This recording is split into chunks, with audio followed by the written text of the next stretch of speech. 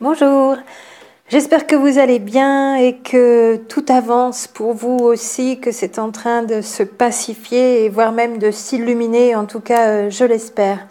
Alors un sujet ici pour cette vidéo, comme une parenthèse donc pour aujourd'hui, avec un sujet pourtant vraiment essentiel, même crucial et même primordial comme nous, mais une parenthèse donc parce que ce sujet s'insère juste avant la prochaine vidéo, le prochain post audio qui me permettra de vous donner la synthèse des deux vidéos numéro 295 et 296. Donc si le runner fuit, c'est parce que le chaser block est la suivante. Donc pourquoi le chaser block? À bien comprendre qu'il n'y en a pas un ou une, donc le chaser qui va débloquer la situation pour pouvoir permettre la réunion, mais c'est un travail commun des deux. Sauf que ça se fait différemment d'un côté et de l'autre. Mais dans les duos de flammes jumelles, s'il n'y en a qu'un qui travaille, ça ne va pas faire avancer la réunion, si c'est bien un duo de flammes jumelles. Et si ça faisait avancer quelque chose, même hors duo de flammes jumelles, c'est l'évolution de la personne elle-même qui fait ces transformations, bien sûr. Mais il n'y a pas un des deux jumeaux, ni chaser ni runner d'ailleurs, qui est porteur de réunion, et l'autre attendrait que ça se fasse d'un seul côté pour débloquer les réunions. Voilà que je ferai donc cette synthèse en suivant dans les jours à venir pour les prochaines vidéos postées. Donc. Alors ici, un sujet que j'ai un petit peu attendu pour poster. Donc il y aura quelques sujets sur ce thème qui finalement va être mis dans une playlist sur la fausse flamme jumelle. Donc c'est une sorte de sujet d'introduction. Mais vous avez déjà cette première vidéo du 11 janvier 2019, la numéro 292, donc sur la différence entre la manipulation et la perversion narcissique, qui en fait déjà partie aussi. Donc ce sont des préambules, des préalables à tout ce que je vais pouvoir vous dire sur comment reconnaître ce que l'on appelle fausse flamme jumelle, puisque ça a été nommé comme ça sur la toile, bien sûr.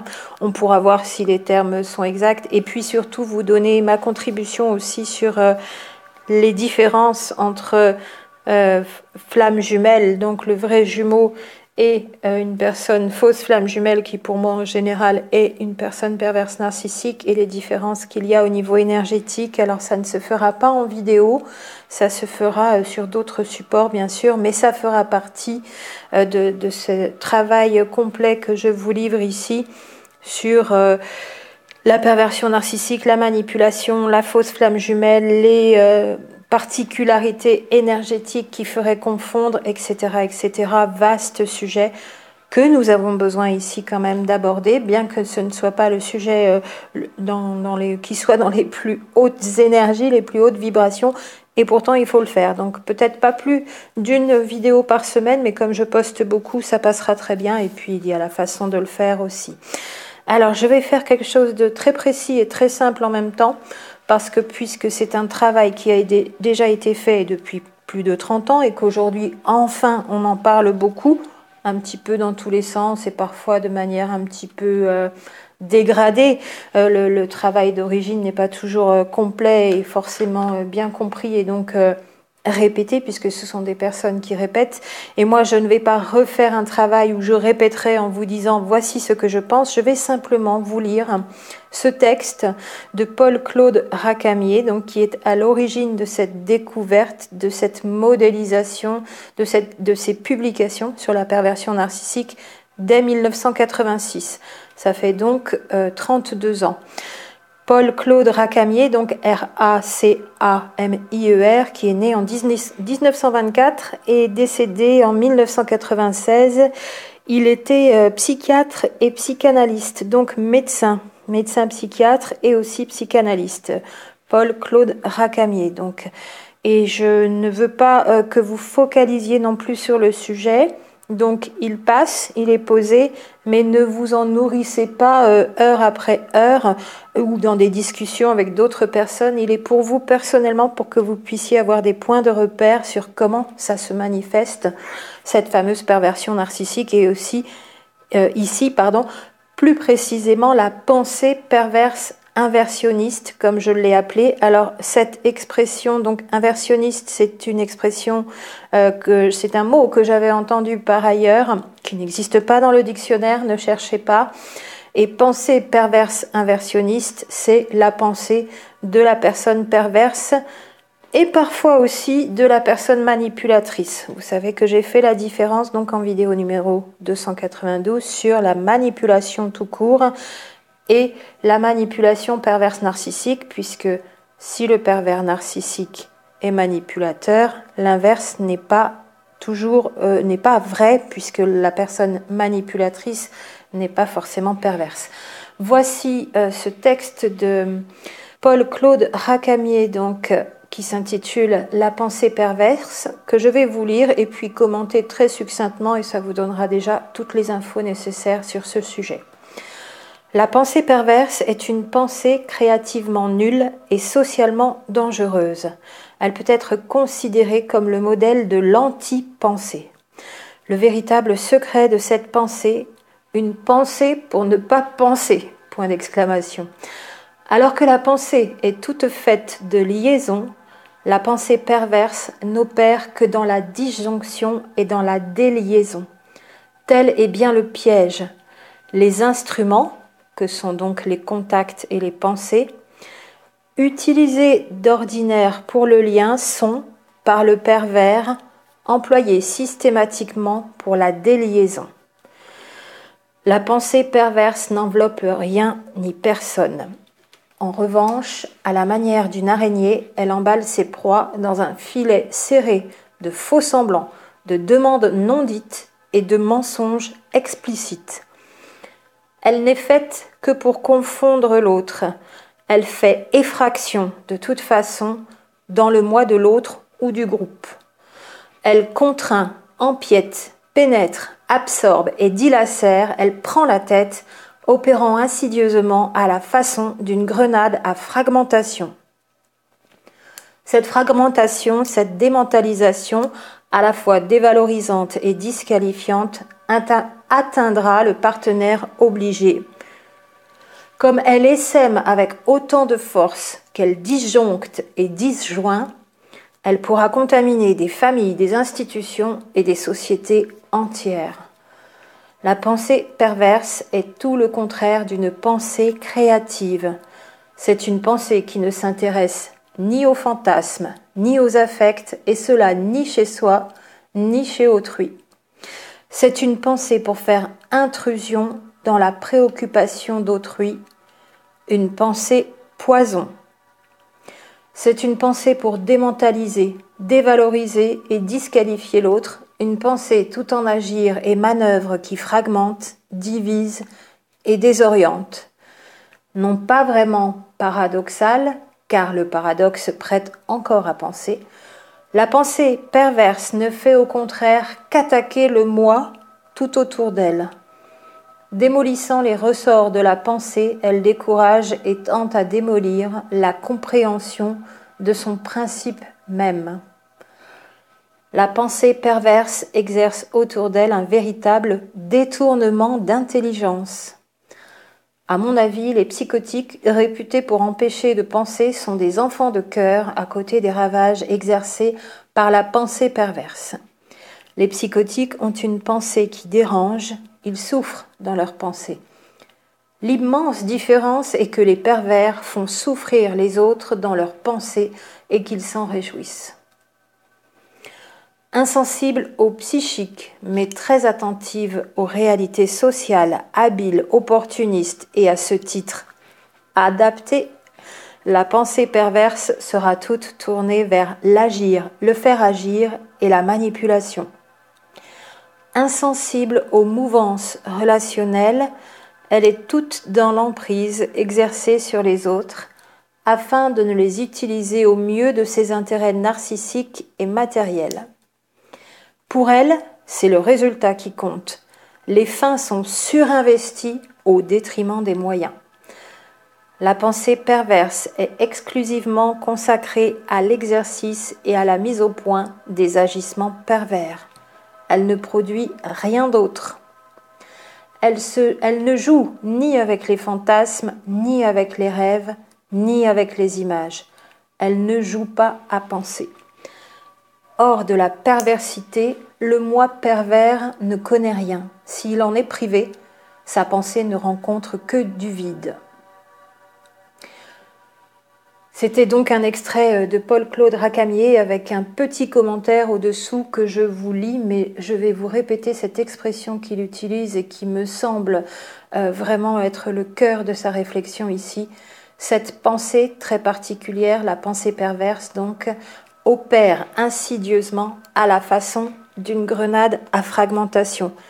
L'expression est forte et il parle là de ce que ça produit comme effet dans nos cerveaux, cette pensée perverse. Elle est déstructurante, souvent, comme on dit aussi, et je parle de cette pensée déstructurante. Voici ce dernier petit commentaire.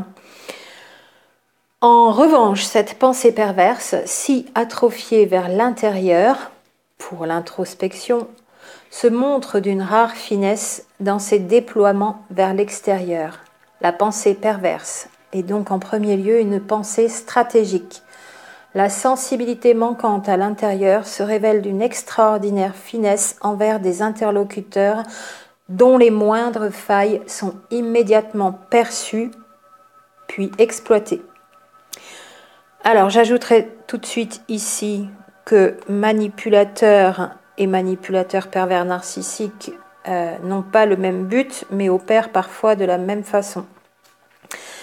Et que l'exploitation des failles de l'autre pour des buts égoïstes, égotiques, lucratifs pour le manipulateur ou la manipulatrice et à des fins de destruction pour la personne perverse narcissique est un point commun aussi des deux, bien sûr, et que ce soit d'exploiter le groupe dans la manipulation pour le premier, ou d'exploiter une personne, et notamment dans la sphère privée pour le second, voire dans quelques cas donc dans des milieux professionnels, dans des situations particulières où il y a harcèlement moral, et ça peut être une personne perverse narcissique aussi. Ce sont des gens qui fracturent votre esprit, qui viennent voler ce qu'il y a dedans et qui viennent en plus y instiller des pensées poison. C'est extrêmement glauque, noir et bas en vibration, mais c'est pour moi l'explication de tout le désarroi de l'humanité. C'est le plus grand fléau de l'humanité pour moi, la perversion narcissique et la manipulation avec sa pensée perverse aussi à certains moments, mais qui n'ont pas le même but. Donc je conclurai ici avec quelques commentaires. On parle souvent aussi dans le discours de la personne perverse ou dans les actes de la personne perverse du phénomène de double contrainte et notamment de l'injonction paradoxale qui fait partie du phénomène de double contrainte. Alors l'injonction aussi d'ailleurs, l'injonction paradoxale, c'est le fait pour le pervers narcissique ou la personne perverse narcissique de donner des ordres explicites ou implicites, donc clairs, plus ou moins clairs ou pas clairs du tout, qui sont donnés à l'autre, à son interlocuteur, son interlocutrice, mais qui sont contradictoires, incompatibles entre eux. Et si vous obéissez au premier ordre, vous vous mettez en porte-à-faux avec la nature du deuxième ordre et vice-versa. Et ces injonctions paradoxales qui font partie de la double contrainte qu'utilisent les personnes perverses narcissiques, vous mettent complètement, plus que dans l'embarras, dans un état qui peut frôler la déstructuration mentale aussi si ça fait longtemps que ça dure. Pervers narcissiques et manipulateurs sont des prédateurs, des dominants en face des dominés. Donc pour qu'il y ait dominant, dit-on toujours, il faut qu'il y ait des dominés, mais beaucoup d'êtres humains, en tant qu'êtres humains que nous sommes toutes et tous, nous avons eu dans nos vies des moments où nous étions pleines et pleins de failles, et nous étions en position de faiblesse. Et être un dominé, c'est être en position de faiblesse en face de quelqu'un qui, sans foi ni loi, se place là en dominant, en prédateur, en usurpateur, en voleur, en tricheur, en menteur et en destructeur de tout ce qu'il y a de plus beau chez un être humain. Manipulateurs et manipulatrices sont surtout très intéressés par cette pensée créatrice des êtres humains, parce qu'eux n'en ont aucune. Ils sont incapables de produire de l'idée, ils sont incapables de créer, mais ils adorent les idées des autres et les créations des autres, qu'ils se mettent au nez et à la barbe de tout le monde à voler, sans foi ni vergogne et sans scrupule, pour les utiliser à des fins personnelles. Souvent, manipulateurs, manipulatrices, c'est à des fins lucratives. Cette manipulation existe partout, dans la sphère familiale, au travail, dans la rue, dans les associations, en loisirs et bien sûr sur le net, sur YouTube et dans la bulle flamme jumelle. Je pense que certaines et certains ne sont pas dupes. Celles et ceux qui peuvent être manipulés par une telle pensée qui vole la pensée et la créativité d'autrui, vous êtes donc les dominés de ces dominants si ils vous attrapent, ces manipulateurs et ces manipulatrices, ils et elles, aussi facilement. Comme si vous étiez des oiseaux des villes. Je ne vais pas le dire autrement, on va le faire avec beaucoup d'humour.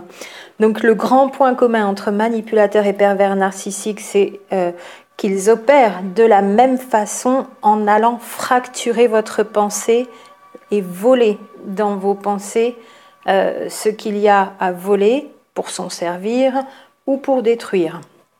Donc pour l'un, manipulateur, manipulatrice, s'en servir, l'autre, détruire. Et qu'ils se servent l'un comme l'autre de vos failles pour manipuler. Le pervers narcissique est aussi manipulateur. Le manipulateur ou la manipulatrice ne va pas jusqu'à la destruction qui est l'apanage de la perverse narcissique, de la perversion narcissique. Donc le manipulateur est égoïste, égocentrique et égotique. Il ne pense qu'à lui et qu'à elle. Il est menteur, tricheur, voleur, il écrase les autres, il prend les idées des autres, il prend le travail des autres. Si vous en avez un ou une comme ça dans le milieu professionnel, il peut vous voler une création, surtout si vous êtes dans un milieu hiérarchisé et que ça va lui permettre d'obtenir une promotion, plus de salaire, un autre poste plus prestigieux, il n'hésitera pas, elle n'hésitera pas à vous voler votre dossier, vos idées, tout votre travail, même de plusieurs mois si vous n'avez pas fait attention, si vous êtes bien gentil, bien gentille. Et ça n'est pas être agressif ou autre qualificatif qu'on vous donnerait de vous défendre de ce genre de personnes. Vous avez le droit, 1, de les dénoncer, 2, de les prendre à leur propre jeu. On ne parlera pas de piège, on parlera de... une fois que vous avez vu qui ils étaient, mais que d'autres devraient le voir, ne le voient pas, et vous êtes dans un premier temps seul, il vous faut lui mettre des pots de banane aussi sur lesquels il va glisser et il va se dénoncer lui-même et les autres le verront plus vite que si vous n'avez rien fait. Donc ne restez pas dans l'impuissance, bien sûr. Il y a évidemment des pots de banane dans mes vidéos. Pour celles qui pensent pouvoir les copier en ayant tout compris, petit message. Et ne laissez pas cette personne continuer d'avancer sans avoir mis des stratégies aussi en place si vous ne pouvez pas lui échapper dans un premier temps. C'est la même chose pour le manipulateur et la manipulatrice et le pervers narcissique, la personne perverse narcissique. Donc ce sont des gens qui ont besoin... notamment dans l'égoïsme, l'égocentrisme et l'égotisme, c'est la totale, de se faire valoir, de se valoriser auprès des autres. Le manipulateur, lui, et la manipulatrice, donc, est plus obsédée par l'argent, et tous les moyens sont bons, sans scrupule, sans vergogne, avec la bouche en cœur. Mais il va tout faire pour que ça ne se voit pas, bien sûr, parce qu'une fois qu'elle est découverte ou il est découvert, le manipulateur, la manipulatrice, c'est terminé. Il n'y a plus personne à qui prendre quoi que ce soit.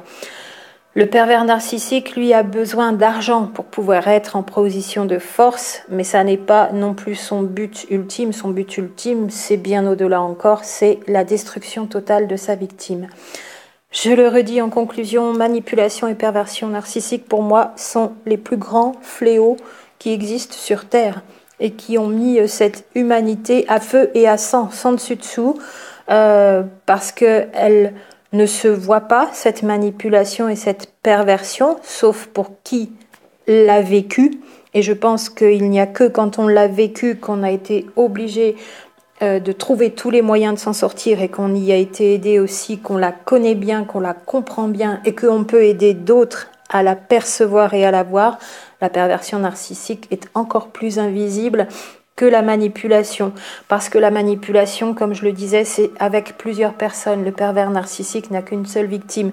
Le manipulateur finit par se faire voir et avoir parce qu'il essaye de manipuler, voler, tricher avec plusieurs personnes, bien sûr. Et d'ailleurs, plus il y en a, plus ça rapporte d'argent et mieux c'est. Donc YouTube, encore une fois, je le dis, c'est vraiment le terrain de jeu des manipulateurs et manipulatrices. Et même dans la bulle flamme jumelle, le choc. Quand le 14 janvier 2018, je m'en suis aperçue grâce à l'une d'entre vous, merci beaucoup pour ce commentaire, il y a aussi une grande perversion narcissique dans la bulle flamme jumelle. Fléau majeur pour moi sur Terre qui a mis cette humanité sans dessus-dessous, parce qu'elle sème l'incompréhension, cette manipulation et cette pensée perverse, l'incompréhension, l'incohérence, la division, la destruction mentale, la déstructuration mentale, en engendrant aussi des fausses croyances où on ne sait plus quoi penser, qui croire, toutes ces fausses croyances qui mènent le monde, avec le vol et le mensonge qui accompagnent tout ça et qui amènent la guerre partout, à tous les niveaux, au sens propre, au sens figuré, la guerre dans les esprits, la guerre réellement physique entre tous les êtres humains. Voilà pour ce complément ici, déjà avec un deuxième sujet dans ce grand sujet de l'inversion, de la pensée perverse, du faux jumeau, de la fausse flamme jumelle, du fléau terrestre qui nous empêche d'être heureuses et heureux ici. J'ai par contre une autre vidéo qui est prête, un autre audio donc, et qui s'intitule bien donc de l'importance de ne pas focaliser sur ces genres de sujets, et du fait de porter votre attention sur ce qui vous fait le plus de bien, sur ce qui vous nourrit le plus, même si vous êtes dans une situation difficile, aux prises avec ce genre de personnes. Il est important de ne pas focaliser sur ce que sont ces personnes.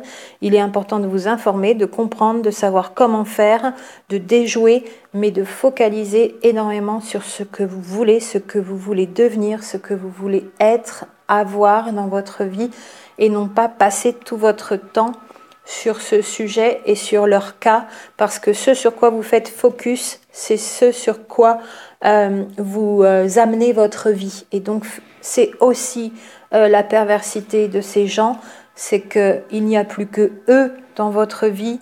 Toute votre vie, vous l'occupez à lutter contre eux et vous ne vous en sortez pas parce que vous nourrissez malgré vous votre vie de perversion narcissique, celle qu'ils, elles, vous ont mise dans votre vie. Donc c'est vraiment pas simple, vraiment un sujet complexe, et ici on est fortement touché dans nos duos par la perversion narcissique. Beaucoup l'ont connu, beaucoup sont dedans, et certaines personnes sont en train d'écouter ici dans la bulle flamme jumelle des vidéos avec une pensée perverse inversionniste de haut vol, pour qui c'est la reconnaître, assez facile à reconnaître quand même, mais le piège est bien ficelé. À très bientôt.